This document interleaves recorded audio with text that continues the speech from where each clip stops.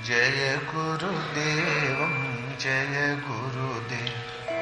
जय गुरुदेव जय गुरुदेव। ओम अशरण शरण शरण प्रभुले। ओम अशरण शरण शरण प्रभुले। ओम जय गुरुदेव जय गुरुदेव। ओम जय गुरुदेव जय गुरुदेव। गुरु राखहि जो कोप विधाता। गुरु राखहि जो कोप विधाता। गुरु रूठे नहीं को जग त्राता। गुरु रूठे नहीं को जग त्राता। गुरु के वचन प्रति तन जाई। गुरु के वचन प्रति तन जाई। सपने हूँ सुख मन सुख सिद्धि ताही। सपने हूँ सुख मन सुख सिद्धि ताही। ओम जय गुरुदेव जय गुरुदेव। ओम जय गुरुदेव जय गुरुदेव। बोलो श्री गुरुदेव भगवान की जय। कबीर साहब पढ़े लिखे तो नहीं थे, मसी कागज छुओ नहीं, कलम गहो नहीं हाथ, चारों जुग का महात्मा, कबीर मुख ही जनाई बात। कागज कलम तो छुआ ही नहीं, चारों युग का महात्म्य मुख से जना दिया। गुरु महाराज कहें हो शरीरिया पढ़ी लिखी नहीं है, आत्मा अंग्रेजी भी जानती है, कोई इंग्लिश में बात करे हम बता देंगे। ये जो बोल रहा है इसके मनोगत भाव क्या है। हमें भगवान पढ़ाया करते हैं और ईश्वर पद में जो भगवान पढ़ाते हैं वही पढ़ाई कामयाब होती है, बाहर की पढ़ाई से मतलब भी नहीं। तो ईश्वर पद में जिसका नाम है भजन की जागृति। हमारे गुरु महाराज कहें हो हमारा भजन करने का मन नहीं था, कल्पना भी नहीं थी कि हम भजन भी करेंगे, भजन भी किया जाता है। 3 दिन स्कूल गए, 5 साल की उम्र में माताजी ले गई स्कूल। दुलारा लड़का होता तो माई छोड़ती नहीं, साथ साथ 3 दिन गई। पंडित जी ने किसी भूल पर 2 चटकना मार दिया। अब मचल के लड़का लगा रोने, माँ ने उठा लिया, भाड़ में गई विद्या, आज से मेरा बेटा नहीं पढ़ेगा। तो शिक्षा का पाठ तो जीवन से उठ गया। क्षेत्रीय माहौल के अनुसार दंड बैठक कसरत, तो 5 साल की उम्र में ही लो लग गई दंड बैठक और पहलवानी की। गांव में 12 अखाड़े थे, उस समय का माहौल ही वही था क्षेत्र का। तो देखा देखी लगे दंड बैठक, पीली मट्टी ढूंढ के ले आवे, चूल्हे के पास खड़े होके दंड बैठक लगावे। जब पसीना हो जाए तो पीली माटी गर्दन में, मस्तिष्क में, हाथों में लगा के और बस घुमा करे गलियों में। जो पहलवानों के उस्ताद थे उनकी निगाह पड़ गई, बोले लड़के की लगन तो अच्छी है। पीठ ठोक ठोक के लगे सिखाने, बढ़िया पहलवान हो गए। 28 साल की उम्र तक कभी कुश्ती हारे नहीं, कुश्ती तो लगती रहती है पहलवानों की। अरमान थे कि गामा आ रहा तम कोई स्टेट में हाथ मिला के देखूं उसमें हमें अंतर कितना है। महाराज को ये भान नहीं था कि वो हमें पटक देगा। नशा था। बाजार जा रहे थे सामान खरीदने, महाराज के हो पर्याप्त पैसा रहा हमारे पास। हम बोले महाराज कितना रहा? बोले 3 पैसा। हो सौदा कीने जात रहा हूं। एक संत बाजू से निकले, आकाशवाणी हुई, इन महात्मा को भोजन करो। सिर चकरा गया, पुलिया का सहारा लिया, बैठ गए। संत तो दौड़ में थे, झंडा लेके हाथ में, पतला सा झंडा, ओझों वाला झंडा। निकल गए। 60-70 साल करीब उम्र थी उनकी, दुबले पतले। फिर चेत हुआ तब 2 किसान वहां खुरपी से निरा रहे थे धान। उनसे पूछा, आप लोगों ने कुछ सुना? बोली, यहां सुनने की कौन बात थी, आप भी मौन हम भी मौन। तब सोचा, आवाज तो इतनी बुलंद थी कि आधा किलोमीटर में तो भली प्रकार सुन लेना चाहिए था सबको। पास में बैठे इनको नहीं सुनाई पड़ी। जरूर कोई देवी आवाज है, कुछ भी हो संत को भोजन कराना चाहिए।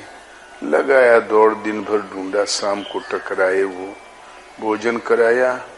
और एक कुटिला औरत ने एक संदेशा दिया, एक मन चली औरत का। बोले, आप चाहो तो जन्म भर संबंध रख सकते हैं। महाराज के हम छिनरा नहीं रहे, लेकिन उसके पीछे गांव के रईस लड़के घूम रहे थे। बोले, भला हमें पसंद तो किया। बगैर सोचे बेचारे उधर जा रहे थे। तो सोचा, मैं कभी भयभीत हो रहा हूँ, कभी आगे बढ़ रहा हूँ, कहीं पाप करने तो नहीं जा रहा हूँ। जहाँ मन में ये विचार आया तो बड़ी जोर से आकाशवाणी हुई, महान पाप करने जा रहे हो, घोर नरक में जाओगे। सिर चकरा गया, मन भर के पांव हो गए, मस्तिष्क शून्य हो गया, जैसे है ही नहीं। बुत बन के खड़े रहे। अंधेर धूप बगीचे के बीच में, उसमें से काले काले लोग आगे बढ़ने लगे, पकड़ के मार डालने के लिए। आधा घंटा में जब पांव में कुछ हरकत आई, रोए गिरे, बगैर सोचे बेचारे वापस घूम गए। जहां बगीचे के बाहर निकले, पुणे आकाशवाणी हुई, इस मंदिर में तुम्हारे गुरु महाराज हैं। गए, गुरु महाराज पा गए। महाराज कहे, हो उन बाबा को हमने 50 बार पहले भी रोड में चलते हुए देखा। लोग कहा करें, ये पगला जा रहा है। मैं भी अपने मन में जानता था कि ये पागल हैं, किंतु भगवान ने कहा कि गुरु महाराज। जब गुरु ही महाराज है तो बाकी क्या। निकल गए भजन में, घर नहीं गए, एक झाड़ी में बैठ गए। 6 दिन बाद घर वाला पता पाए, जा रहे थे काम की ओर, निकल गए राम की ओर। ये काम क्रोध तन में नहीं होते, मन में होते हैं, संकल्प में होते। संकल्प की दिशा बदल गई। फिर आदेश मिला भगवान का, विचरण में निकल गए। तो घर हम छोड़ना ही नहीं चाहते थे, साधु होना ही नहीं चाहते थे। भगवान कान पकड़ के हमको साधु बना दिया। भगवान कृष्ण कहते हैं, अर्जुन, शिथिल प्रयत्न वाला साधक भी स्वल्प अभ्यास गीतोक्त साधना से पार लग गया। श्वास के रहते रहते 2 कदम चलते पार लग गया। गीतोक्त साधना समझकर मरने से 10 दिन पहले ही श्रद्धा स्थिर हो गई भगवान में। कुछ ओम ओम जपते पार लग गया।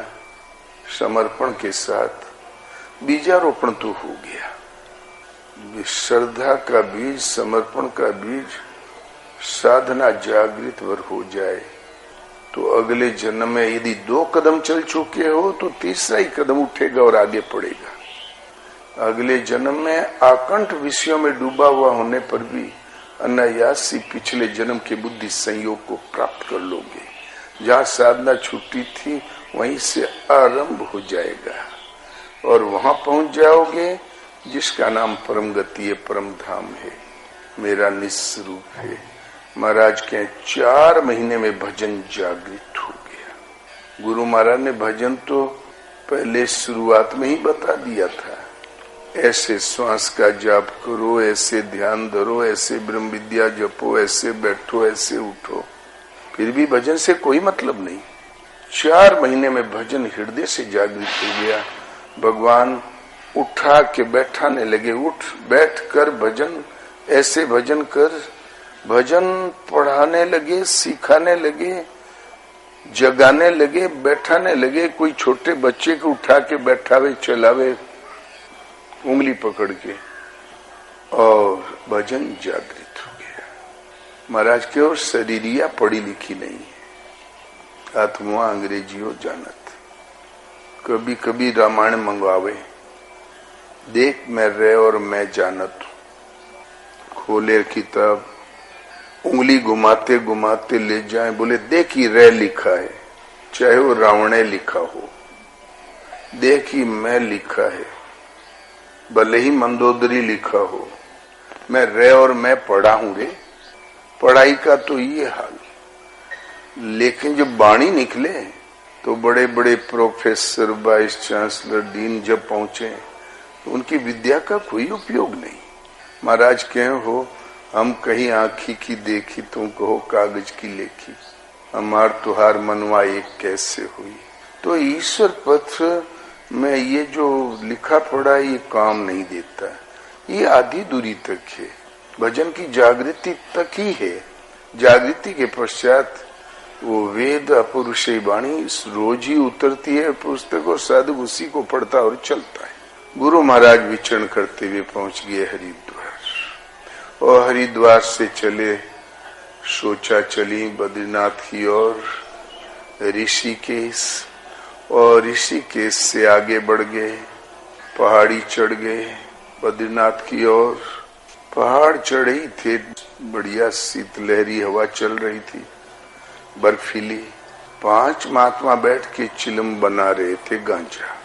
महाराज को देखा तो बोले, आइए संत जी, आप भी दम लगाइए।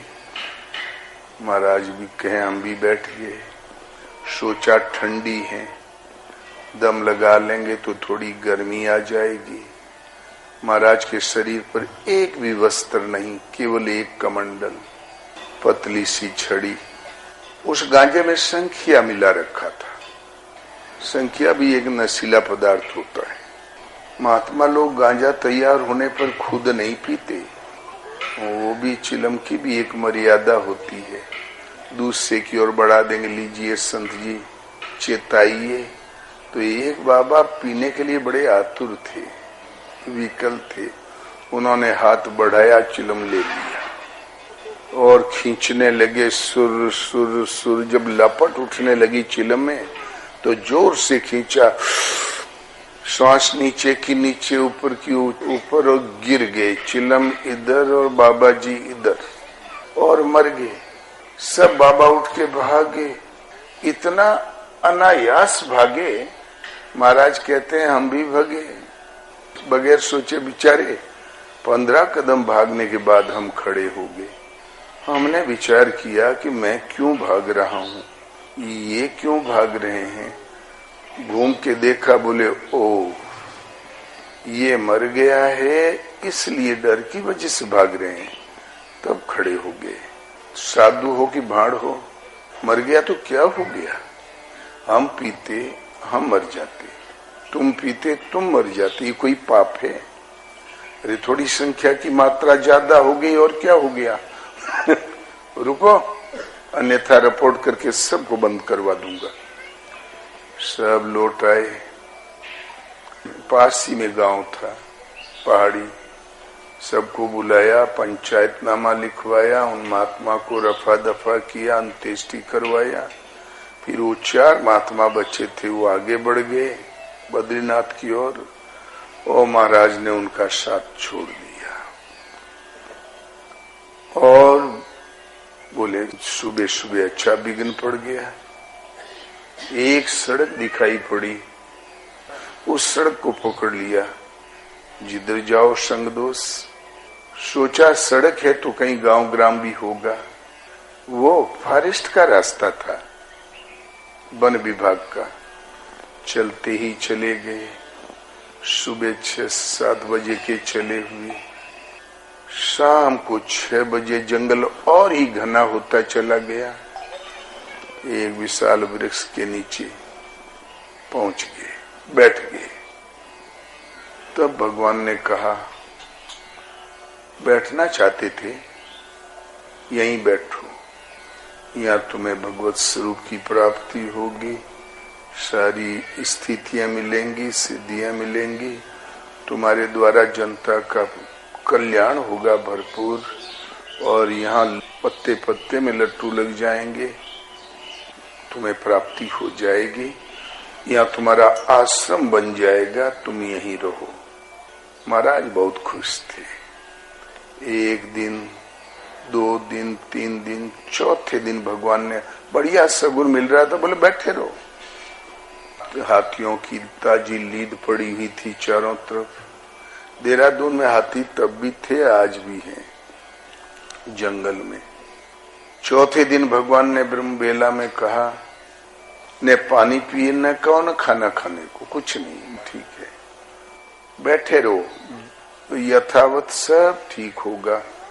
आज एक सिपाही दूध लेकर आएगा, दूध पीना मत, इस बात का ध्यान रखना, और सब पूर्ववत वैसे ही होगा। सुन लिया, भजन में बैठे थे, भूल भी गए थोड़ा बहुत। इतने में एक सिपाही दूध लेके पहुंचा, कटोरे में साफ।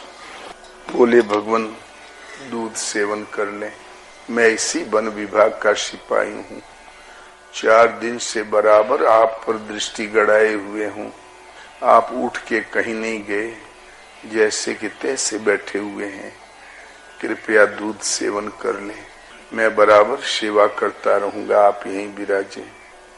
तो अब महाराज को याद आया कि भगवान ने कहा है तुम दूध आएगा, सिपाही लाएगा, पीना मत, और सब ठीक है, यथावत होगा। उससे कैसे कहेंगे भगवान माना करते हैं? कोई विश्वास करेगा कि भगवान भी बातें करते हैं? तो बोले देख, 4-6 महीने बाद तुम जो भी लाओगे मैं स्वीकार कर लूंगा, मैं बिल्कुल ठीक हूँ, हमारी चिंता छोड़, तुम जाओ दूध लेके चले जाओ, बाद में कभी आओगे तुम्हारी सेवा स्वीकार कर लूंगा, अभी मैं भूखा भी नहीं हूँ, मैं बिल्कुल ठीक हूँ, हमारा व्रत नियम ऐसा ही है, यहाँ से चले जाओ। वो अटबट बैठा बैठा कुछ न कुछ बोला करे, महाराज हम लोग इतने पापी हैं, तुझ सेवा भी आप स्वीकार नहीं करेंगे तो हम गरीबों का उद्धार कैसे होगा? हम संसारी जीव हैं, हम लोगों के पास दृष्टि तो है नहीं, न कोई संतों की पहचानी है, भगवान कृपा करें, हम लोग जड़ जीव हैं। अटबट कुछ न कुछ बोलता ही चला गया। 1 घंटा हमारा चुप शांत।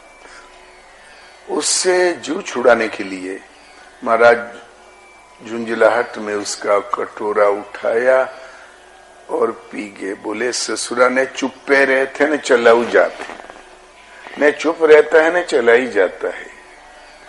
और झुंझलाहट में पी गए। वो सादर प्रणाम किया, कटोरा लेके अभी थोड़ी दूर गया होगा तो भगवान नाराज हो गए।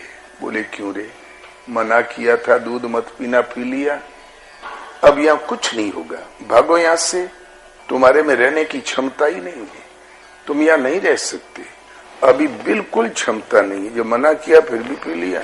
महाराज क्या हो, 2 पौवा दूध था, पेट भर भोजन भी नहीं मिला, तो रेख लांग सिए बाहर जाई, विधिवश कर्म काल कठिनाई। भगवान जो सीमा रेखा निश्चित कर ले, उस रेखा का जहाँ उल्लंघन किया तो काल की करालता है। साधक सोचता मैं बढ़िया जगह जा रहा हूँ, वो तीर की तरह सीधा काल के मुंह में जा रहा है। तो गुरु की आज्ञा उल्लंघ के जो नरका हूँ जाए, जहाँ जाए तहाँ काल है, कहे कबीर विचार। तो भगवान ऐसे ही बोलते हैं जैसे हम तुम बैठ के बातें करें, घंटों करें और कर्म ने टूटे। मन बस होई तबई जब प्रेरक प्रभु वर्जे, इसी का नाम है भजन की जागृति। लेकिन ये आवाज सब नहीं तो सुनता है गुरु ज्ञानी गगन में, आवाज हो रही झीनी झीनी, सुनता है गुरु ज्ञानी गगन में। कबीर का एक भजन है इसी आशय का, ये आवाज सुनता है गुरु ज्ञानी। पहले पूरा भजन सुन ले, फिर अर्थ बताया जाएगा। तो पाही लिया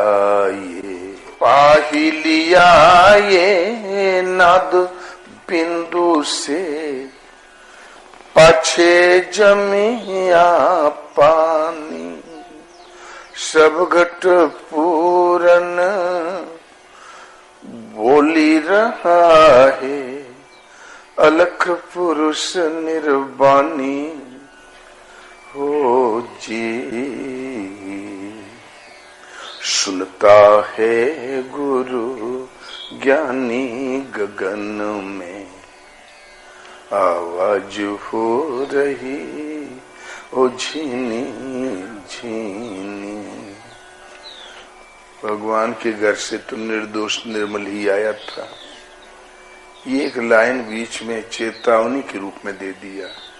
तो वहां से आया पता लिखाया, वहां से आया पता लिखाया, तृष्णा तूने बुझाई, अमृत छाड़ी विषय को ध्यावे, उल्टी फांस फसानी हो जी। सुनता है गुरु ज्ञानी गगन में, आवाज हो रही वो झीनी झीनी। गगन मंडल में गोबियानी, गगन मंडल में गाय भी आ गई आकाश में। तो गगन मंडल में गोबियानी, माही में दही जमाई जी, माखन माखन संतों ने खाया, छाछ जगत व्यपरानी हो जी।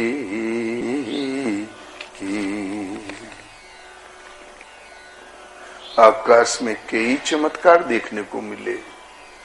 गगन मंडल में एक निवास स्थान दिखाई पड़ा, बिना धरती के, बगैर सरोवर के पानी दिखाई पड़ गया। गगन मंडल में एक उजेला दिखाई पड़ गया। तो विनु धरती, वो विनु धरती एक मंडल दिशे, बिन सरोवर जो पानी, गगन मंडल में हुई उजियाला, बोले गुरु मुख वाणी हो जी। लेकिन वह साधना किस प्रकार की होती है, भजन की विधि क्या? ओहम सोहम, ओहम सोहम बाजा बाजे, त्रिकुटी धाम सुहानी जी। इड़ा पिंगला सुख मन नाड़ी, शून्य ध्वजा फहरानी हो जी। कहतो कबीर सुनो भाई साधो, जानी अगम के बानी रे, दिन अरु रैन नजर भर देखे, अजर अमर वो निशानी हो जी। सुनता है गुरु ज्ञानी गगन में, ये आवाज जो आकाशीय शब्द है, गुरु सुनता है। गुरुओं की तो कतार लगी, यहां से बनारस तक कम से कम 10,000 गुरु तो मिल ही जाएंगे। बनारस में जाओ तो हर पंडा गुरु, और बतासा गुरु, घर में जो लड़का जन्म गया हर गुरु। यहाँ तो गुरुओं की कतार लगी है। ज्ञानी गुरु, ज्ञानी, यहाँ तो पाठ पढ़ लिया तो गुरु। लेकिन भगवत पथ में ही गुरु एक स्थिति का नाम है। अध्यात्म ज्ञान नित्यत्वम तत्व ज्ञानार्थ दर्शनम एतज ज्ञानम इति प्रोक्तम यज्ञानम यद तोन्यथा। अर्जुन, आत्मा के आधिपत्य में निरंतर चलना, उनके संरक्षण में चलते हुए क्रमशः उत्कर्ष होते हुए परम तत्व परमात्मा का प्रत्यक्ष दर्शन, दर्शन के साथ मिलने वाली जानकारी ज्ञान है। और सृष्टि में जो कुछ है अज्ञान है। पहले तो हृदय में आत्मा सबके अंदर विद्यमान है। ईश्वर है सर्वभूतानाम हृदय शेर्जुन तिष्ठति। अर्जुन, वो ईश्वर सभी प्राणियों के हृदय देश में निवास करता है। अर्जुन, आत्मा ही अविनाशी है, परम तत्व है, सबके हृदय के अंतराल में जिसका निवास है। तो हृदय में जो आत्मा परिशुद्ध है वो जागृत होकर मार्गदर्शन करे। जब आत्मा मार्गदर्शन करने लगी तो आत्मा कहती क्या है, भगवान कहते क्या है, भगवान चाहते क्या है, इस आदेश का पालन समझते जाओ और चलते जाओ। यहाँ से भजन की शुरुआत, वो जो कहते हैं समझो और चलते जाओ। यहाँ से ज्ञान की शुरुआत, ज्ञान की जागृति, इनके संरक्षण में चलते हुए परम तत्व परमात्मा का प्रत्यक्ष दर्शन, दर्शन के साथ मिलने वाली अनुभूति पूर्ण ज्ञान है। और सृष्टि में जो कुछ है अज्ञान है।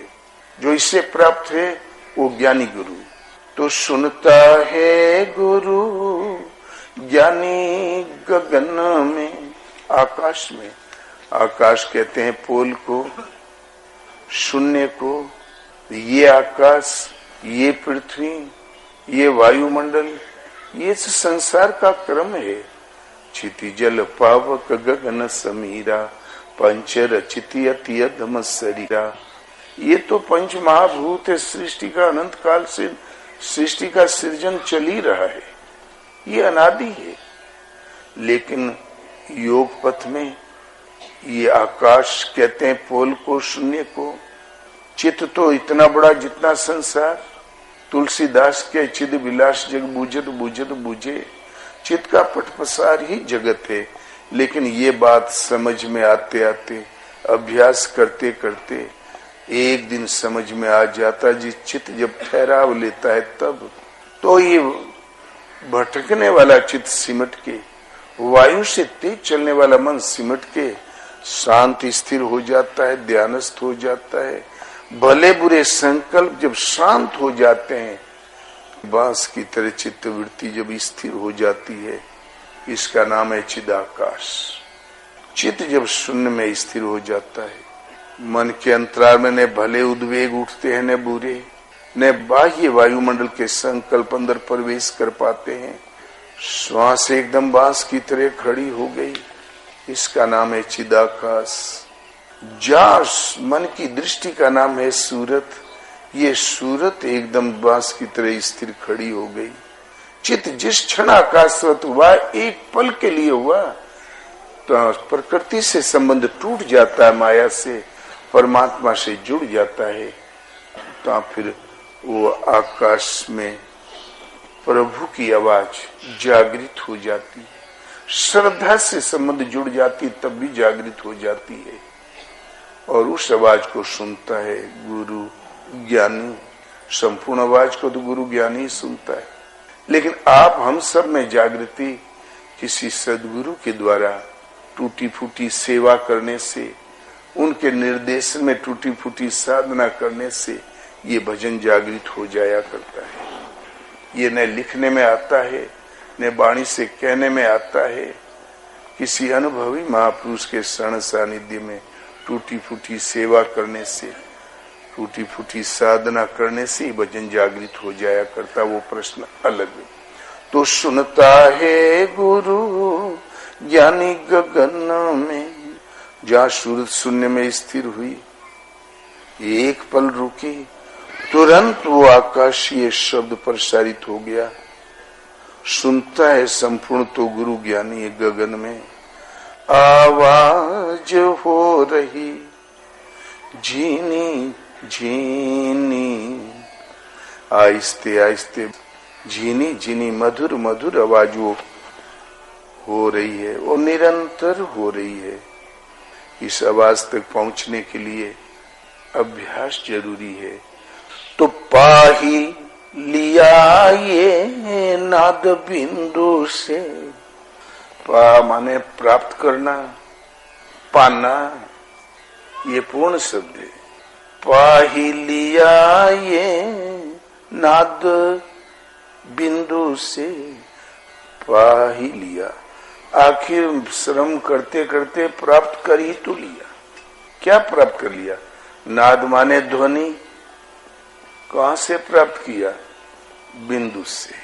जब सूरत बिंदु पे केंद्र पर जो एकाग्र हो गई, सुन पर सूरत टिकी, तो प्रकृति से संबंध टूटा और परमात्मा से जुड़ी सूरत, तो ये धुनी प्रसारित हो गई। पाही लिया ये नाद माने ध्वनि, पाही लिया ये नाद बिंदु से। विवेकानंद अमेरिका जब गए धर्म सभा को संबोधित करने, 1 महीने में जहाज पहुंचता था। उस समय यातायात का साधन समुद्री जहाज ही था। 15 दिन चलते चलते घबरा गए। इन लोगों की बोली भाषा भी तो समझ में नहीं आती, मैं वहां जाके क्या करूंगा। तब रामकृष्ण परमहंस देव गुरु महाराज जहाज के ऊपर उड़ते हुए दिखाई पड़े और बोले, तू क्यों घबराता, मैं भी तो चल रहा हूं तुम्हारे साथ। बड़ा साहस बंधा, सब घबराहट दूर। पहुंच तो गए अमेरिका, उतरे तो झोला झंडी गायब, सब बिस्तर कागजात वहां पहुंचने के वो सब गायब। किसी तरीके से रगड़त रगड़त पहुंच तो गए। स्टेज पर खड़े हुए तो वहां जो प्रबंधक थे उन्होंने देखा, ये गुलाम देश का पादरी, जानता भी क्या होगा। सबको तो प्रश्न मिलता था बोलने के लिए, इस विषय पर बोलो। बोली गुलाम देश का पादरी, इसको कोई प्रश्न ही मत दो। सुनना लगा दिया, 0। विवेकानंद को पसीना छूटने लगा। उन्हें रामकृष्ण परमहंस देव की वाणी गूंजी, अरे बोल बोल, मैं बोलूंगा ना। तब साहस करके बोलना शुरू किया। अमेरिका निवासी भाइयों तथा बहनों, वो पुरानी संस्कृति का शब्द जहां विवेकानंद जी के मुंह से निकला, उछल पड़े सब। 5 मिनट तक तालियां बजती चली गई और वो खोई हुई संस्कृति उनके सामने पुनः लौट आई थी। पहले वो भी भारतीय ही थे। वहां के मूल निवासी आज भी अपने को इंडियन कहने में गौरव महसूस कर रहे हैं। पाताल लोक वही था, तो फिर माया संस्कृति कहलाती है। फिर बोलना शुरू किया, 0 इज गॉड। मन तो इतना बड़ा जितना संसार। तुलसीदास के चिद विलास जग बूझत बूझत बूझे, चित्त का पट पसार ही जगत है। उतना ही संसार जितना चित्त आपका विकृत अथवा संयत है। लेकिन ये योग भजन के सही साधना के दौड़ में पड़कर संयमित होते होते जब संयम सद जाता है, तत्र प्रति एकतांता ध्यानम, चित्त को जहां लगाया जाए वृत्ति एक तार चलने लगती है, उसी का नाम है ध्यान। ध्यान जब समाधि में आता है, तदेव अर्थ मात्र निर्भासम स्वरूप शून्यमय समाधि। जिस लक्ष्य का चिंतन करता है वो लक्ष्य मात्र का आभास रहे, चित्त का निज स्वरूप शून्य हो जाए, इसी का नाम समाधि है। जब लक्ष्य मात्र का आभास रहता है, चित्त का निज स्वरूप शून्य, 0, एकदम प्रकृति शून्य हो जाए, लक्ष्य मात्र का आभास, उस समय प्रकृति का संबंध टूट जाता है, परमात्मा ही शेष बच रहता है। वो जिन विभूतियों से युक्त है, जिन अलौकिक गुण धर्मों वाला, वो सब वहां प्रसारित हो जाता है। ऐसे निरोध चित्त में वहां भगवान ही मात्र शेष रहता है। विधिवत समझाया, 0 इज गॉड। फिर उंगली उठने लगी। 5 मिनट समय लगा था, लोगों ने उंगली उठाया, 2 मिनट और, 1 मिनट और, 21 मिनट बोले, दूसरे दिन 1 घंटा, तीसरे दिन विवेकानंद जब तक बोले समय फ्री। इसलिए तो पा ही लिया, माने अभ्यास करते करते एक समय प्राप्त कर ही तो लिया। क्या पा लिया? वो आकाशीय धुनी प्राप्त कर लिया। कब पाया? जब सूर्य जरा शून्य में स्पर्श किया तब पा ही लिया ये नाद बिंदु से। जहाँ सूरज शून्य में थोड़ी एक पल रुकी तो धुनी प्रसारित हो गई। जो गुरु महाराज ने जो शून्य में सुन रहे थे, जिनी जिनी आवाज प्रसारित हो गई। जहाँ ध्वनि प्रसारित हुई तो पीछे जमया पानी। इसके साथ ही संसार समुद्र की जो लहरें उठ रही थी, विषय रूपी बारी जो चल रहा था, उसमें जमावट आ गई। वासना की लहर जो उठ रही थी वो शांत हो गई, उसमें जमावट आ गई। भगवान कृष्ण कहते हैं योग युक्तो विशुद्धात्मा विजितात्मा जितेंद्रिय है। परमात्मा के मिलन का नाम योग, योग से युक्त है। विशुद्ध आत्मा विशेष रूप से शुद्ध अंतःकरण वाला है, विशेष रूप से जीती हुई इंद्रिय है। उसके लिए बस संसार का विषय रूपी बारी एकदम शांत हो जाता है, क्योंकि सभी प्राणियों के अंतराल में जो आत्मा का संचार है उसके मूल परमात्मा में वो स्थित है। पीछे जमया पानी, संसार रूपी समुद्र का विषय रूपी बारी, उस आवाज के साथ ही जमावट जम जाता है। भला वो आवाज सुनाई तो ध्वनि पड़ी, वो ध्वनि थी किसकी? परमात्मा की। सब घट पूरन बोल रहा है, अलख पुरुष निर्वाणी हो जी। हर घट में परिपूर्ण है। हमी को सुनाई पड़ी, गुरु ज्ञानी को सुनाई पड़ता है, इतनी बात नहीं, हर हृदय में परिपूर्ण बोल रहा है। अलग पुरुष से वाणी का विषय नहीं है, अचिंत्य अगोचर है, सभी प्राप्त कर सकते हैं। सुन लो जी, सुनता है गुरु ज्ञानी गगन में। महापुरुष उसी वाणी को सुनता है, उसी के सहारे अपनी साधना की मंजिल तय करता है। अगले पद में एक चेतावनी देते हैं, तुम लोग वहां से तो निर्मल आया है, निर्दोषी आए थे। कुछ भजनों में महापुरुषों ने कहा है, गर्भवास में कॉल किया था, वादा किया था जन्मूंगा तो प्रभु, इस असह्य वेदना से छूटने के लिए मैं आपका भजन अवश्य करूंगा। लेकिन यहाँ आते ही माया ने जाल फैला दिया। यहाँ जो तैयार बैठे थे, बचवा हुई तो मैं मिठाई बांटू, बचवा हुई तो ये सिखाऊ वो सिखाऊ। वहां से आया पता लिखाया, तृष्णा तो ने बुझाई। जब जन्म होते ही नामकरण संस्कार हुआ, पता बोले पढ़ बताइए गुरुजी राशि का नाम क्या है? तो फिर राशि का नाम पड़ गया, मिला भगवान राम के राशि का नाम कुछ था ही नहीं। वशिष्ठ जी ने कहा ये गृह दशाओं से परे है, कोई गृह दशा के पकड़ से परे है, ये अनंत है, असीम है। कृष्ण के भी कुछ ऐसे ही नाम पड़े थे, जो आनंद सिंधु सुख राशि सी करते त्रिलोक सुपासी, सो सुख धाम राम यस नामा अखिल लोकदायक विश्रामा। कृष्ण के भी कुछ राशि के नाम ऐसे ही पड़े। ये जो पता लिखाया नामकरण संस्कार के साथ ही महापुरुषों के नाम भी उनकी योग्यता के अनुसार होता रहा। अगस्त का नाम था अगस्त, पाप का दायरा उनके सामने से अस्त हो चुका था। उनके शिष्य थे सुतीक्ष्ण, शुभ के पीछे तीक्ष्ण गति से चलने वाले थे, इसलिए सुतीक्ष्ण। आजकल के अनुसार गुरुजी का नाम फलाने नंद, तो चेला का नाम भी परम पूर्णानंद। नाम एक परंपरा हो गई। ऐसे ही वहां से आया पता लिखाया, जहां नामकरण संस्कार हुआ तो तृष्णा तो ने बुझाई। तुरंत तृष्णा वाला पाठ उसको मासूम बच्चा वो क्या जाने, तृष्णा ही चारों तरफ से समझाना शुरू कर दिया। तुम किस कुल खानदान के हो, तुम्हारे पूर्वज इतने विद्वान थे, धोती धो के आकाश में फेंक दे तो सूख जाती थी, तब पृथ्वी में आती थी, ऐसे विद्वान थे। तुम उस कुल खानदान के हो, क्या नाम डुबा दोगे? पढ़ो। सिर कटने के बाद भी तब तलवार हाथ से गिरती थी, जब फतेह हो जाती रही, लड़ो। दशरथ से कहा करें, वशिष्ठ जी राजन बोले 4 लाख गाय दान करो राजन, अब तुमने अपने कुल गोत्र के अनुसार ही कदम उठाया है, पूर्वजों ने बड़े बड़े दान दिए थे, और कुल गोत्र की दुहाई देख के उनको आगे बढ़ाना।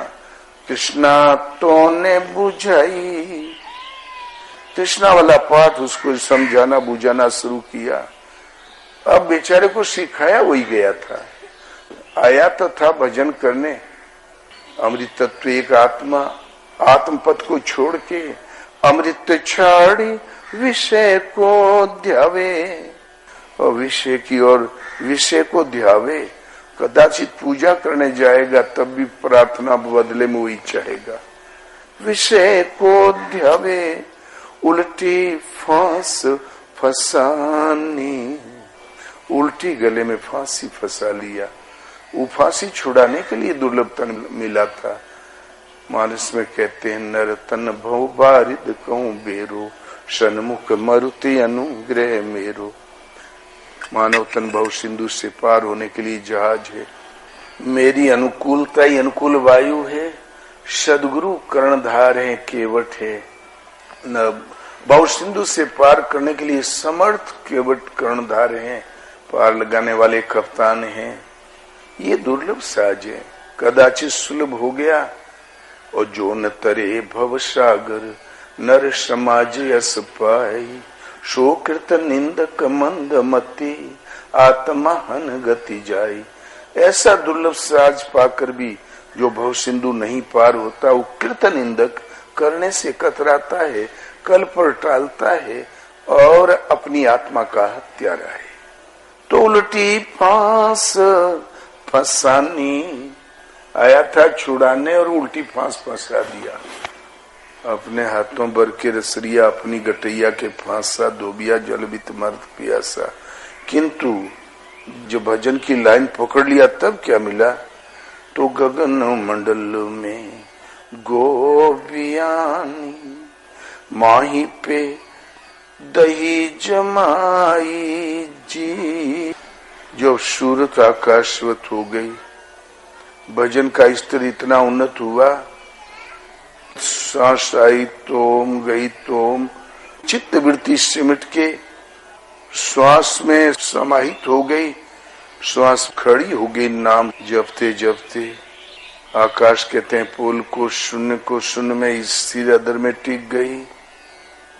तो गो बियानी, माना कि गाय नाम का एक पशु है, लेकिन योग साधना भक्ति पथ में गो माने मन सहित इंद्रिय। गो गोचर जहां लगी मन जाई, सो सब माया जाने हूं भाई। इंद्रियों और इंद्रियों के विषयों में जहां तक मन जाता है, सो सब माया जाने हूं भाई। बाहर से देखा जाए, गायें गो गोचर, गाय और गोचर भूमि जहां तक है वहां तक मन जाता, उतनी माया है। जहां तक गाय चरती उतने ही का नाम माया। जीती पवन मन गो निरस करी, मुनि ध्यान कबहु कपावही। पवन को जीत कर गो निरस ही करी, मुनि ध्यान कबहु कपावही। क्या करें? गाय के साथ कौन सा हम व्यवहार करें? उसका दूध सुखा दे तब भगवान ध्यान में आएंगे, या खून ही सुखा डाले तब भगवान ध्यान में आएंगे? कौन सा व्यवहार करें गाय के साथ? माना कि गाय नाम का पशु है, गो माने मन सहित इंद्रिय। ये संकल्प विकल्प की लहर है। चित्त में जो एक वायुमंडल बवंडर चलता है, इस पवन को जीतो। श्वास प्रश्वास का जजन करते हुए श्वास की गति स्थिर हो जाए, ये वायुमंडल शांत हो जाए, श्वास टिक जाए, सूरत भगवान में लोल लग जाए श्वास में। पवन जीतो, गो माने मन सहित इंद्रिय संयमित हो जाए, विषयों से सिमट कर जहां जीतने में आई तो मुनि ध्यान कबहू पावही। अब आंखें बाहर देखती नहीं, भीतर देखने लगी, कान बाहर सुनते नहीं, भीतर भगवान की आवाज वाणी सुन के उन्हीं के अनुसार चलने लगी, तो भगवान का स्वरूप ध्यान में आ जाएगा, सूरत टिक जाएगी, कबहू पावही। ये थोड़ा अभ्यास करते करते ही ये स्थिति मिलती है। कबहू माने थोड़ा अभ्यास के परिणाम में मिलती है। गो माने मन से इंद्रिय संयम के साथ। नचिकेता उदालक ऋषि के बेटे थे, शिष्य थे। उदालक ऋषि ने 1 लाख गाय अंतिम चारा चुन चुकी थी, अंतिम गोबर कर चुकी थी, अंतिम दूध दे चुकी थी, अंतिम श्वास ले चुकी थी। ऐसी गाय विप्र को दान दिया।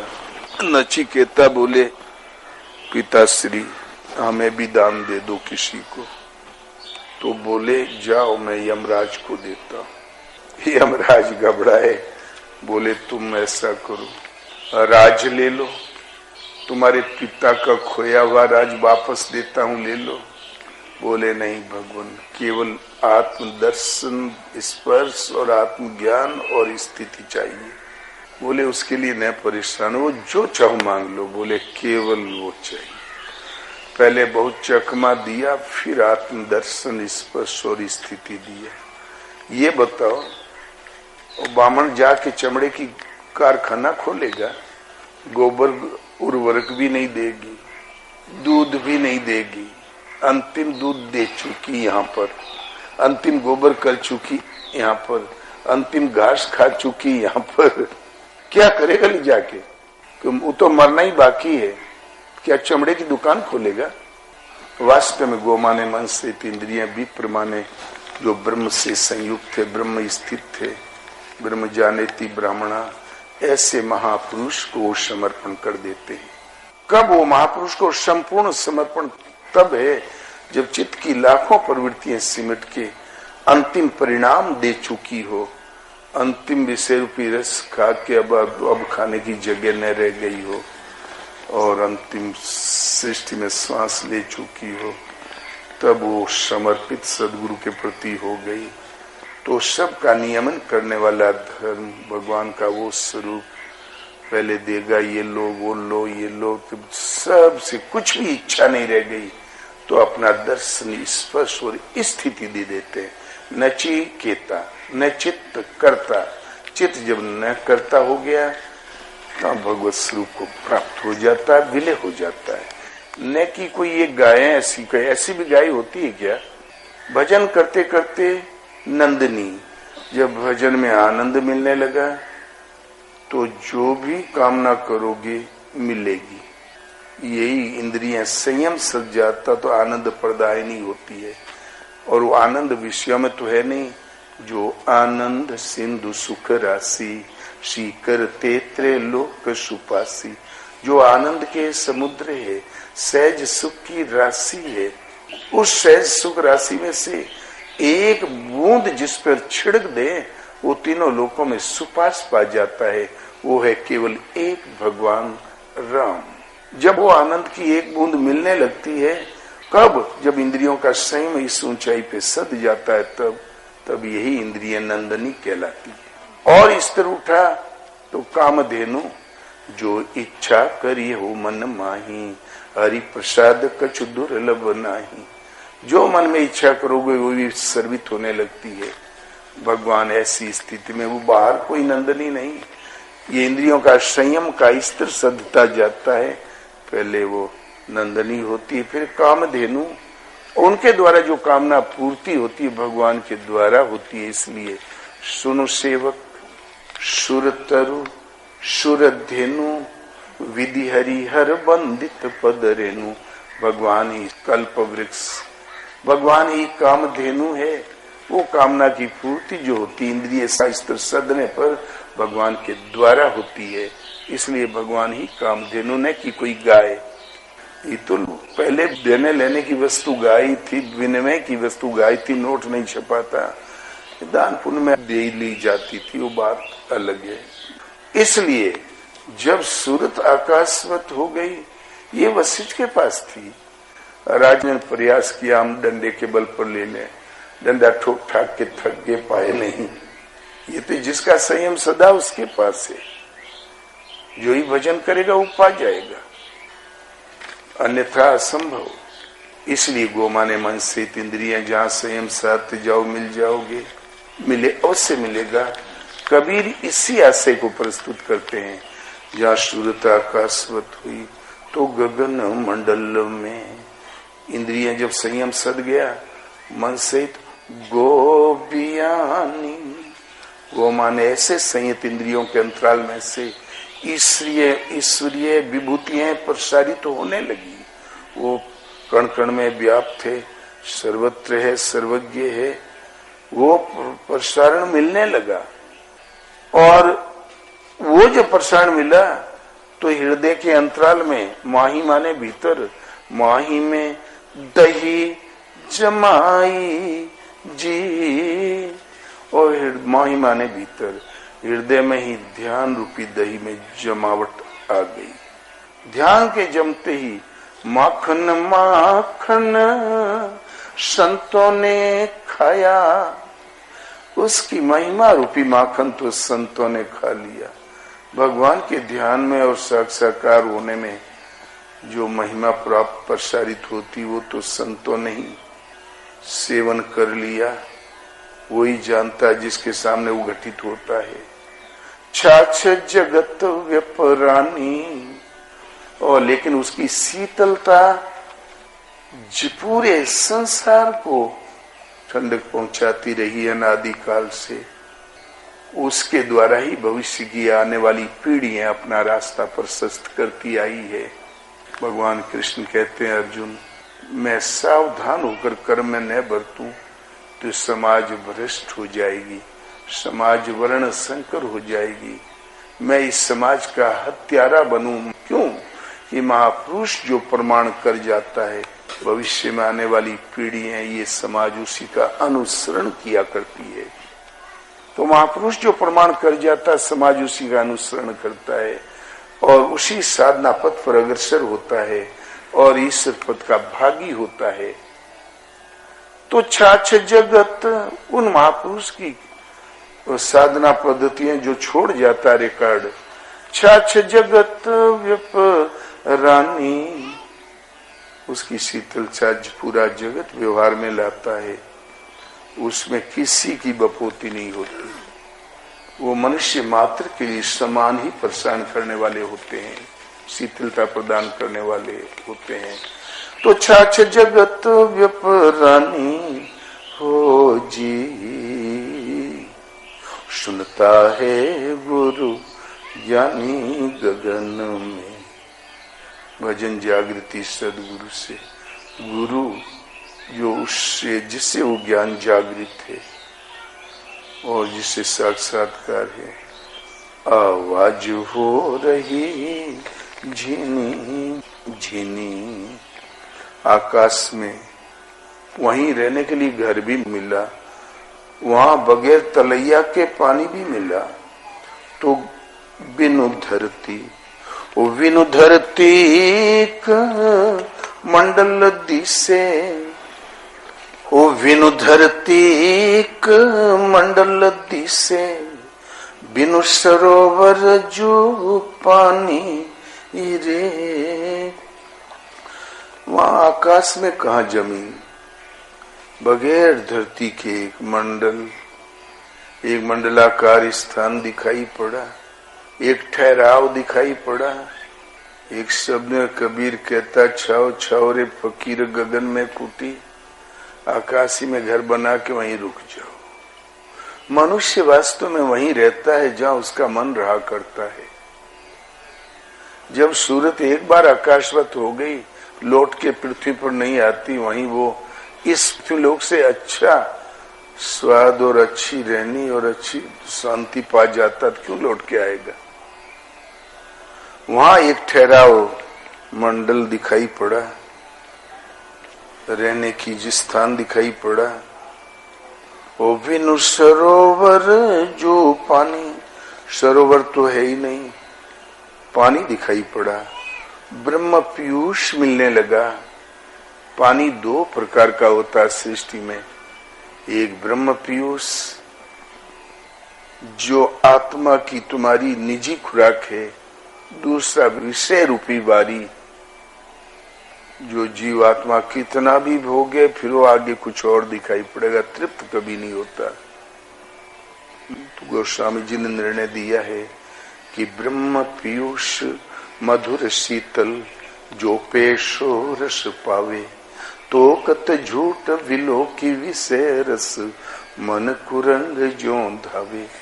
ब्रह्म पीयूष मधुर शीतल जो पेशो रस पावे, कदाचित वो रस प्राप्त कर ले, तो कत झूठ अनित्य नश्वर विलो की विषय रस मन कुरंग ज्यों धावे। मन मिर्गी की तरह भला क्यों उसके पीछे दौड़ लगावे। रेगिस्तान में पेड़ बहुत कम होते हैं, यहाँ से चुनार भर में आपको 10-12 पेड़ मिल जाएंगे। बाड़मेर, जैसलमेर, अरब, ये घने रेगिस्तान जहाँ है 2-4-6 पेड़ मिल गए। छोटी छोटी झाड़ियां, प्राणधारी जितने भी जीव हैं उन झाड़ियों में छिपे रहते हैं। जेठ के महीने में सूरज की सीधी किरणें जब रेत पर पड़ी तो बालू तप गई। 4-5 फीट ऊंची भाप की लहरें चलने लगती, ऐसे ऐसे ऐसे, तो मिर्गे सोचते हैं नदी बह रही है। पानी का बहाव अच्छा दिखाई पड़ने लगा तो झाड़ियों में से निकल के दौड़ लगाता, सोचता पहले पी लूं, प्यास बुझा लूं, फिर आके बैठूंगा। जहां लहर उठती वहां गर्मी और भी ताप ज्यादा होता है। आया तो और भी झुलस गया, तो दूसरी ओर देखा तो उधर भागा, उधर भी और झुलस गया, तो तीसरी ओर देखा उधर भागा, फिर और दूसरी ओर देखा तो भागा, उलट के मर गया। इसका नाम है मृग तृष्णा का जल। तुलसी कहता है तोकत झूठ बिलो की विषय रस मन कुरंग ज्यों धावे। संसार में हमें आवश्यकता कदाचित कृपा हो जाती प्रभु, एक ट्रक और एक गाड़ी हो जाती, हो गया तुरंत दूसरी चेचिस के लिए बयाना फेंक दिया। 2-4-10 हो गई तो बोले 2 गाड़ी और हो जाती तो ठीक रहा।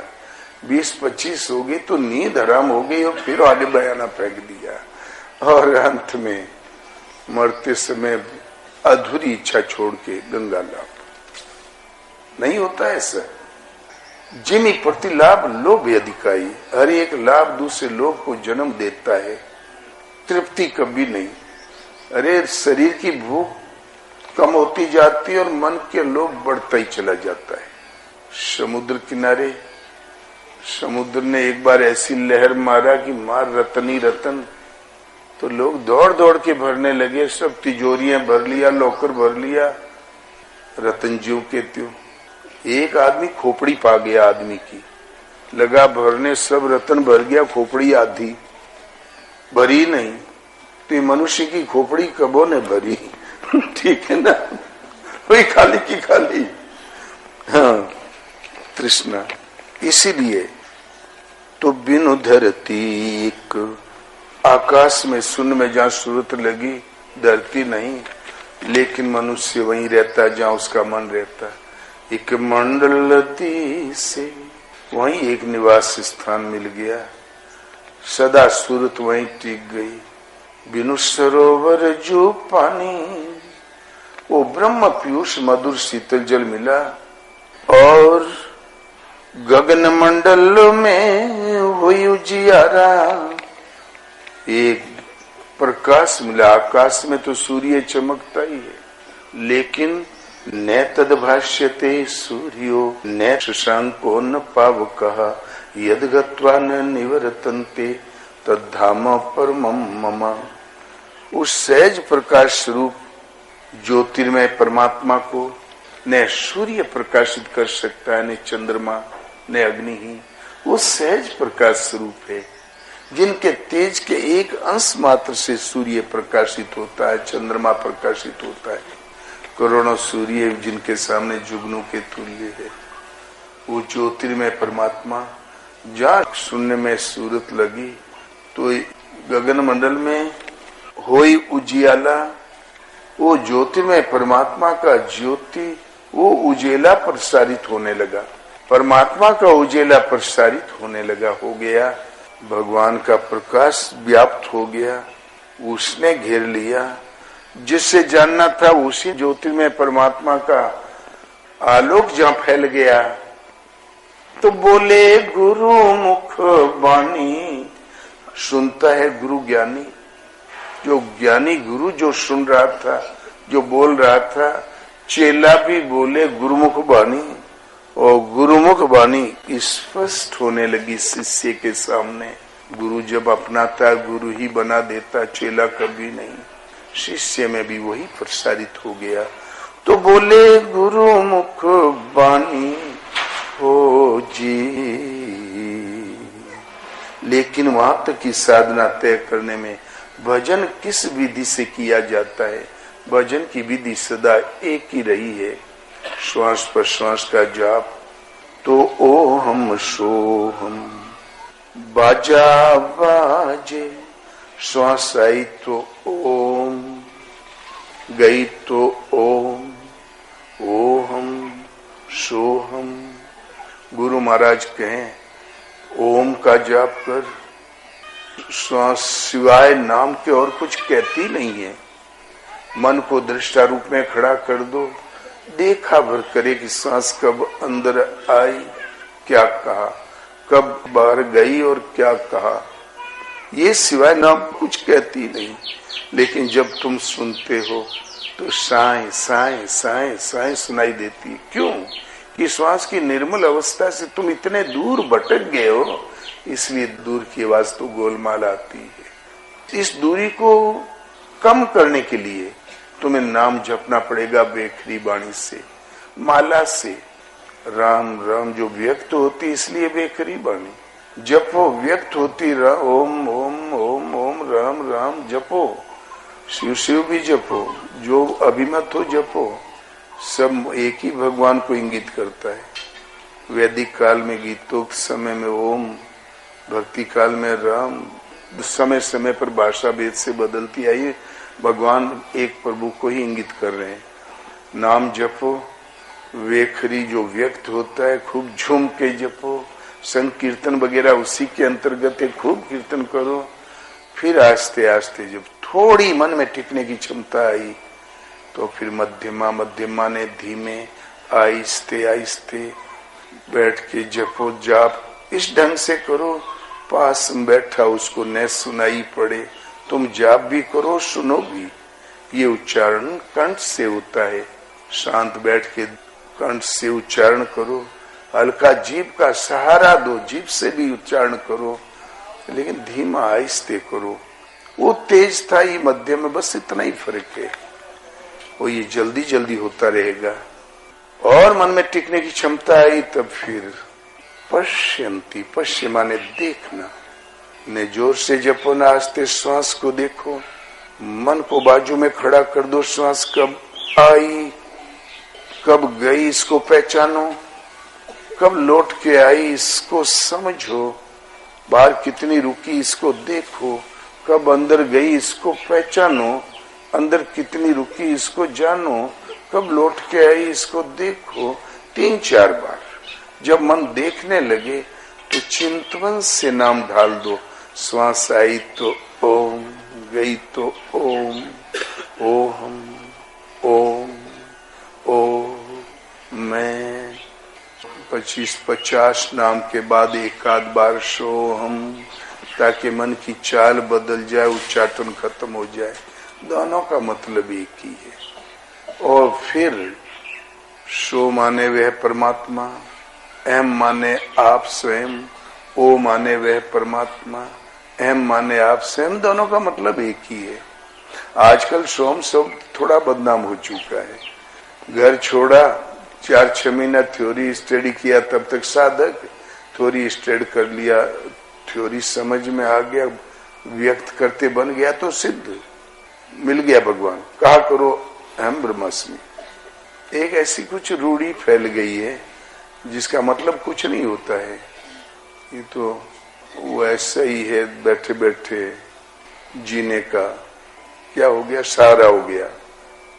हमें कुछ समझ में नहीं आया, आगे हम कुछ नहीं कहेंगे। एक बेवकूफी किसी खड़ी हो गई है। भगवान कृष्ण इसको अंधविश्वास कहते हैं। हठ से इंद्रियों को रोक कर मन के विषयों से चिंतन करता उदम्बाचारी पाखंडी, वो प्रश्न अलग।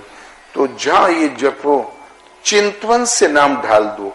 जो मन जब देखने लगे, श्वास आई तो ओम, गई तो ओम, राम जपते तो राम है। कुछ दिन तो ढालना पड़ेगा। एक भी श्वास हमारी जानकारी के बगैर व्यर्थ न जाने पाए। कुछ दिन में आपको ढला ढलाया नाम मिल जाएगा। क्यों कि श्वास तो पहले से नाम कह ही रही थी। हम इसके पास थे नहीं, हम पता नहीं कहाँ भटक रहे थे, हमारा मन कहाँ भटक रहा था। वो भटक के करीब आया तो फिर ढला ढलाया नाम ढल जाएगा अंदर। फिर सुना भर करे, मन को खड़ा कर दो, सुना भर करे। कब सांस आई, क्या कहा, सिवाय नाम के और कुछ नहीं कहेगी। वो सुनाई पड़ने लगेगा, सुनने में सक्षम भी हो जाओगे।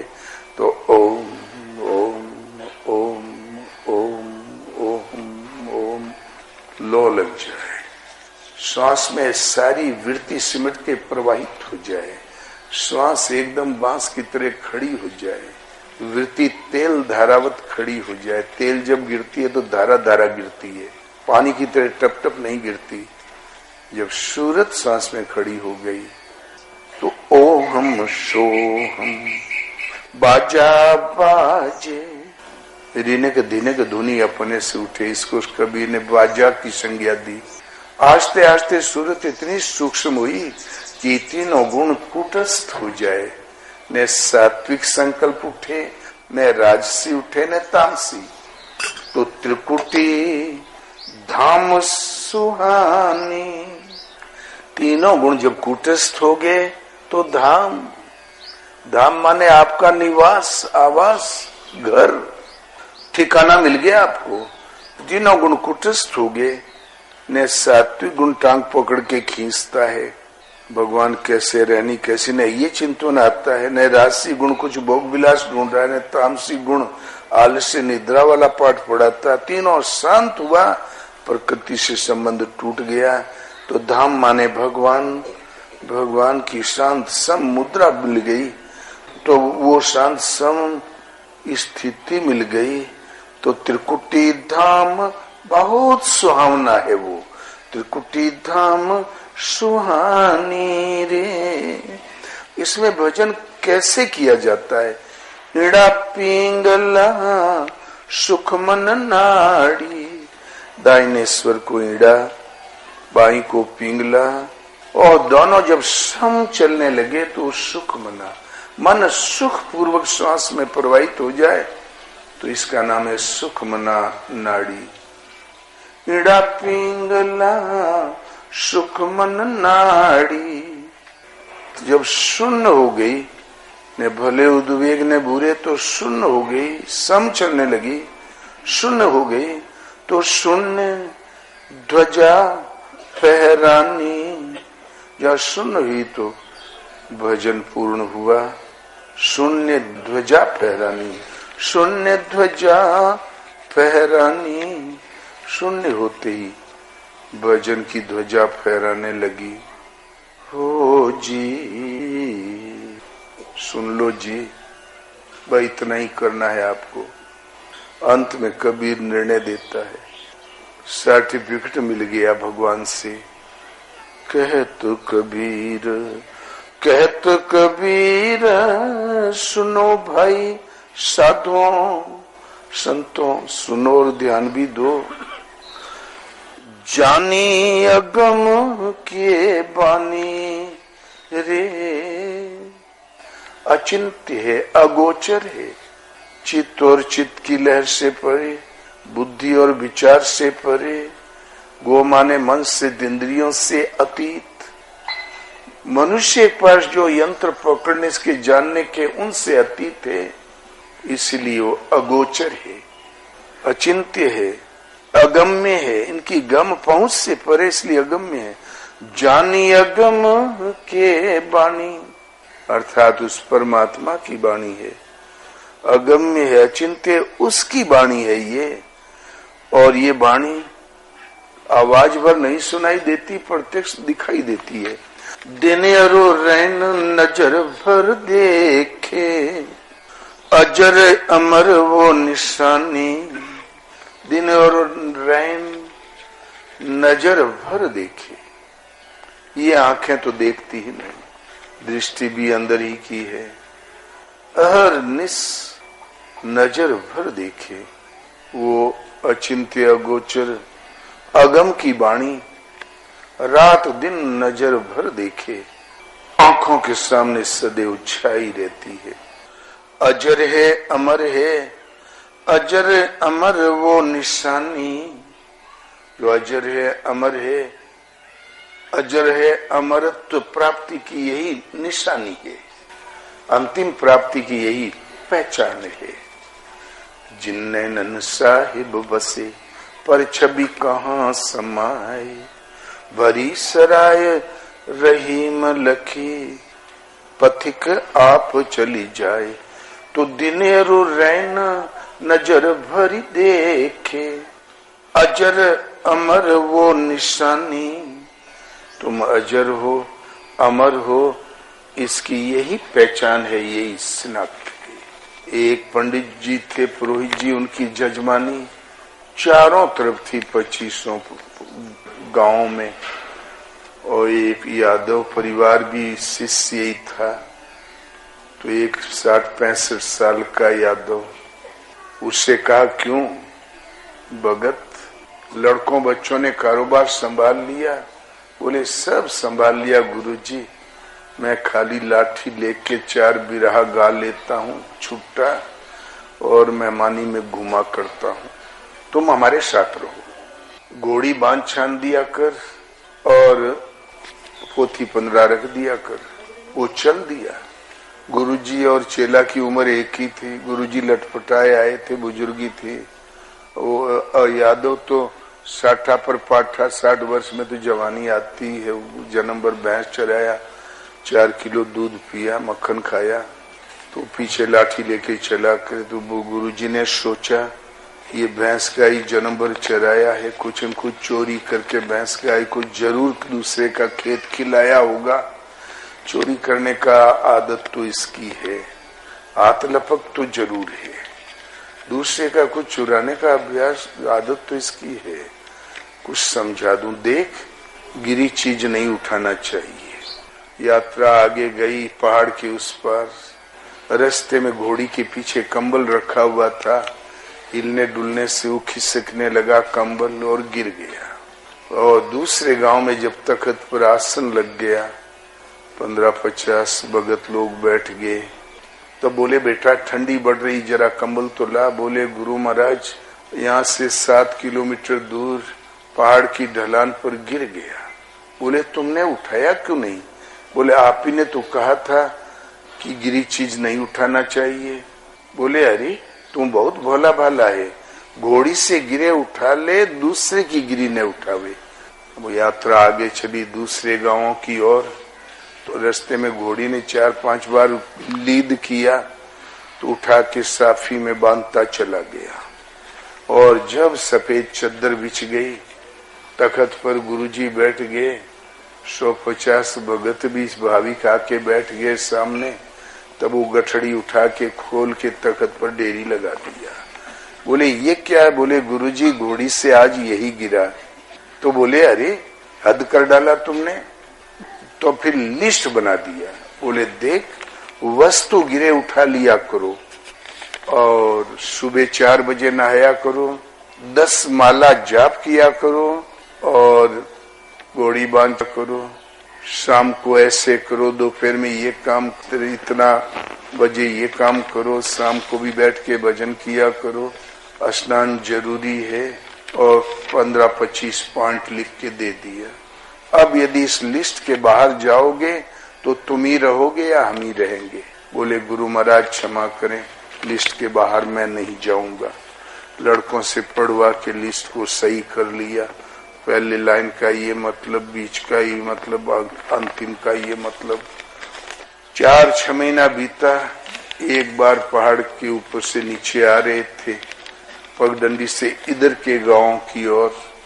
पहले पगडंडियां थी पर सड़कें पक्की तो थी नहीं, तो ढलान से चले आ रहे थे। एक चीता निकला झाड़ियों में से, घोड़ी के सामने से निकल के क्रॉस किया। चीते को देखते ही घोड़ी दोनों पांव पर खड़ी हो गई। गुरुजी गिर गए। पहाड़ की ढलान पर सरर खिसक के 25-30 हाथ नीचे चले गए। ये 2 पहाड़ों की चट्टान के बीच में एक झाड़ी में उलझ गए, कटीली झाड़ी में। वो रुक गए वहां पर, कांटे गड़ गए।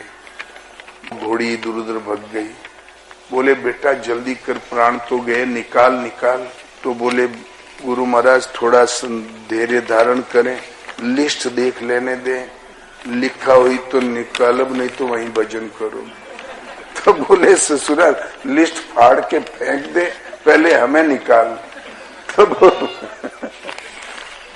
पुराण में लिखा, वेद में लिखा, महाभारत में लिखा, कुरान में लिखा, बाइबिल में लिखा, लिस्टें देखते रह गए लोग। लेकिन ईश्वर पथ में ये लिस्ट कोई काम नहीं देती। आधी दूरी तक जब तक भजन नहीं जागृत हुआ, सदगुरु नहीं मिले, तब तक के लिए है। भजन जो जागृति है, उसके बाद में लिस्ट रोज उतरा करती है। साधक पढ़ता है, उसी के अनुसार वो चलता है। गुरु महाराज को आदेश मिला कि कल दूध मत पीना, पी लिया तो लिस्ट तो आ गई। वेद में लिखा था क्या? शास्त्र में लिखा किसी में? पी लिया तो भगवान ने उठाया, बोले चलो यहां से जाओ। साधक के लिए लिस्ट क्यों? कि उसकी साधना के संस्कारों की रील के अनुसार, उसके भजन की चाल के अनुसार रोज ही भगवान उसका निर्णय देंगे। रोज साधना आगे बढ़ती रहती है। और वो जो आवाज है, सुनता है गुरु ज्ञानी गगन में, आवाज हो रही झीनी झीनी। ज्ञानी गुरु ही सुन पाता है। भजन एक जागृति है। और साधना करके साधक काफी दूरियां भी तय कर लेते हैं। देव ऋषि नारद देव ऋषि पद भी पा गए थे, लेकिन थे अधूरे। गर्भ इतना था कि अपने में उनको जमीन पे पाँव ही नहीं पड़ रहा था देव ऋषि नारद का। सांड और साधु हरे भरे खेत की ओर चल देते। उपड़ोड़ देखेंगे उधर ही महात्मा लोग बढ़ जाते हैं। क्यों? चाय का दूध की मिलेगी, पाउडर वाली नहीं मिलती वहां पर। सांड भी दिन भर पगुराता रहेगा, गांव में बैठा रहेगा। रात हुई 12 बजा तो चल देगा गांव छोड़ के, कहीं खा पी के चला आएगा हरा भरा खेत। नहीं, गौशाणों की आदत नहीं देखते हो? जब भगवान द्वारकाधीश हो गए तो वहीं पहुंच गए। नारद पहुंचा करें, बराबर पहुंचे। भगवान जगह धुला दिया करें। जब नारद विदा हो जाए तब एक दिन नारद जी की निगाह पड़ गई, मैं जहाँ बैठता हूँ वही जगह क्यों धुलाते हैं? घूम घूम के तो जल्दी जल्दी आने लगे, घूम घूम के देखने लगे कि जगह तो वही धुलाई जा रही जहाँ मैं बैठता हूँ। जब नारद देखने लगे तो भगवान कहे 4 बाल्टी पानी तो और लाओ, और पानी डालो, और झाड़ू लगाओ। तब नारद लौट पड़े। बोले प्रभु जहाँ मैं बैठता हूँ वही जगह क्यों धुलाई जाती है?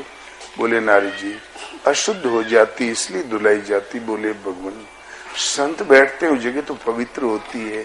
विवेकी संत बसे जय देश, रिद्धि सिद्धि जहाँ टहल करते हैं, दुख न रहत लवलेस। वहाँ रिद्धि सिद्धि टहल करती है, लवलेस भी दुख नहीं रहता। और मैं बैठता हूँ जगह अपवित्र कैसे हो जाती है?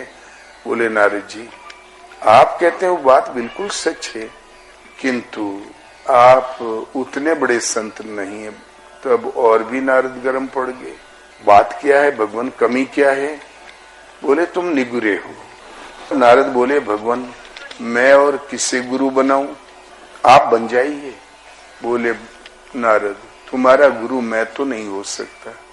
तब बोले किसी सदगुरु का परिचय दीजिए। बोले ये हो सकता है, बड़े सवेरे गंगा किनारे चले जाओ, माला लेके खड़े हो जाओ। प्रथम जो व्यक्ति आवे वही तुम्हारे सदगुरु है। नारद खड़े हो गए माला लेके, बिना टुनटुनाते नारायण नारायण करते देव ऋषि का पद तक हमने प्राप्त कर लिया, फिर भी हम अभी अशुद्ध के अशुद्ध हैं। आज महापुरुष मिलेंगे, सदगुरु मिलेंगे, न जाने कितनी दिव्य मूर्ति होगी। अहो भाग्य हमारा। बड़ी प्रसन्न मुद्रा में खड़े थे, इतने में एक मल्लाहुआ निकला उधर से केवट, बगल में जाल दबाए और 4 मछली पीठ पीछे लटकाए। नारद जी उछल के 10 कदम पीछे हट गए, बोले इस ससुरा कहां से चला है। फिर सोचे नदी किनारा केवट नहीं आएंगे तो आएगा कौन, गुरुदेव आते होंगे। कोई नहीं आया, 8 बजे तक खड़े रहे, फिर मुंह लटका के खड़े हो गए। भगवान कृष्ण ने कहा, अरे नारद जी इतनी उदासी का कारण क्या कोई नहीं आया। बोले हाँ भगवान आया था, वो तो ससुरा केवट था। बोले ओ चूक गए, आज एक चांस और, यदि आज चूक गए तो एक जन्म और लेना पड़ेगा और गुरु यही मिलेंगे। गुरु एक स्थिति का नाम है, गुरु चमड़ी का नाम नहीं, वेशभूषा में नहीं। तब जाके फिर खड़े हुए, बोले हे भगवान कहीं वो मल्लाहुआ न दिखाई पड़े। कृपा करना भगवान, गुरुदेव भेज देना, कहीं वो केवटा ने दिखाई पड़े। खड़े थे माला लेके, इतने में ठीक समय पर वही केवट दिखाई पड़ा। तो बोले माला डालें कि एक जन्म और लें तब डालें, गुरु तो यही मिलने हैं। तब साहस करके आगे बढ़े और माला डाला। वो बिगड़ खड़े हुए महापुरुष, बोले अरे देव ऋषि नारद, आपको किसने भरमा दिया? कौन है आपके समान दुनिया में? किसने बहका दिया आपको? देख नहीं रहे हो हमारा वेशभूषा चाल ढाल? बोले भगवान अब ने भरमावे, कृपा करें। देखा कि नारदुआ नहीं पिंड छोड़ेगा, अपना भी लिया। तो सदगुरु ये तो एक उदाहरण मात्र है। नर्तन भव बारिद कहूं बेरो, मनुष्य शरीर भव सागर से पार होने के लिए एक जहाज है। सन्मुख मरुते अनुग्रह मेरो, सन्मुख सीधी अनुकूल अनुकंपा वायु ही पुराने जमाने में नाव को पार लगाती थी। कर्णधार सदगुरु दृढ़ नावा, कर्णधार माने केवट, कैप्टन कर्णधार सदगुरु सुदृढ़ कर्णधार, नाव न तो डूबे न लड़खड़ाए न देने बाए जाए, सीधी लक्ष्य पर उस पार पहुंचा दे, ऐसा सुदृढ़ कर्णधार अर्थात केवट। सदगुरु ही सुदृढ़ कर्णधार है। दुर्लभ साज सुलभ करी पावा, ये साज संसार में दुर्लभ है। नर्तन का मिलना, मानव तन का मिलना, भगवान की अनुकूलता, सदगुरु की उपलब्धि, ये दुर्लभ है साज। कदाचित सब सुलभ हो गया। जो न तरे भव सागर, नर समाज यस पाई, शोकृत निंदक मंद मते, आत्माहन गति जाई। वो कृत निंदक करने से कतराता है, कल पर टालता है, मंदमती बुद्धि का बहुत हल्का है, अपनी ही आत्मा का हत्यारा है। इसलिए सब लोग चलते फिरते, उठते बैठते, खाना खाते, शौच जाते, पानी पीते, खुरपी चलाते, सर्विस करते। तुम जाग रहे हो, सोए नहीं हो, तो नाम का जाप चलता रहे। नाम जाप करने के लिए कोई जगह पवित्र नहीं है, हर जगह पवित्र है। और फूल बिछा के बैठ जाओ, अत्तर छिड़ के बैठ जाओ, मन में श्रद्धा नहीं, समर्पण नहीं। मम गुण गावत पुलक शरीरा, गदगद गिरा नयन बे नीरा, आंखों में अश्रु नहीं, श्रद्धा नहीं, समर्पण नहीं, तो जगह अपवित्र है। इसलिए श्रद्धा पूरी हृदय से नाम का जाप करो। और इस तरह उठ जाने पर भजन की जागृति का जहाँ तक सवाल है, ये सदगुरु से ही होता है। तो प्रथम भगत ही संतन कर संगा, जाने अनजाने में भी जो संतों की संग में बैठे हो, भक्ति के प्रथम चरण पर तो सब लोग भगवान ही ढकेल के पहुंचा देते हैं। खड़े ही हो। दूसरी अतिमम कथा प्रसंगा, गुरु पद पंकज सेवा, तीसरी भक्ति अमान। तुलसी जाहि मुखन ते, धोक्यों निकले राम, ताके पग की पान नहीं, तुलसीदास के चाम। धोखे से भी राम निकल जाए। तुलसी कहते हैं उस भक्त शिरोमणि के चरणों की पादुका बन जाए हमारे चमड़े की। इसलिए नाम चलते फिरते उठते बैठते खाते पीते श्रद्धा एक प्रभु के प्रति समर्पण के साथ नाम चलता रहे। संपूर्ण विधि जानने के लिए गीता, यथार्थ गीता आपका धर्मशास्त्र है, वो जरूर सबके घर में बच्चों के वस्ते में